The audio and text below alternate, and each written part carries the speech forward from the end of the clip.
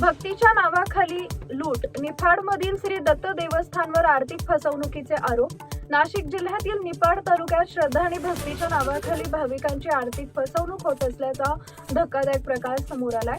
धारणगाव खडक परिसरातील श्री दत्त देवस्थान इथं पवित्र स्नानच्या नावाखाली भाविकांकडून मोठ्या प्रमाणावर पैसे उकळले जात असल्याचे आरोप करण्यात आले आहेत. मिळालेल्या माहितीनुसार या ठिकाणी येणाऱ्या भाविकांना अंघोळीचं धार्मिक महत्त्व पटवून देत 11,000 ते 20,000 रुपयांपर्यंत रक्कम घेतली जात असल्याचं सांगितलं जात आहे. ही आंघोळ केल्यास संकट दूर होतील असं सांगून विशेषतः अडचणीत असलेल्या किंवा मानसिक तणावाखाली आलेल्या व्यक्तींना लक्ष केले जात असल्याचा दावा काही भाविकांनी केलाय. या प्रकारामुळे परिसरात संतापाचं वातावरण निर्माण झालं असून संबंधितांवर तात्काळ कारवाई करण्याची मागणी होती आहे.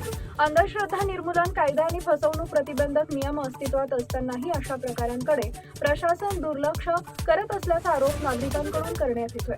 दरम्यान नागरिकांनी कोणत्याही धार्मिक स्थळी अवाजवी पैशांची मागणी झाल्यास सावध राहण्याचं आवाहन करण्यात आलंय. पावतीशिवाय पैसे देऊ नयेत आणि संशयास्पद प्रकार आढळल्यास तात्काळ पोलिसांकडे तक्रार करावी असंही सांगण्यात आले आहे. टाइम्स ऑफ महाराष्ट्र न्यूजसाठी नाशिक प्रतिनिधी योगेश कर्डिले यांचा रिपोर्ट.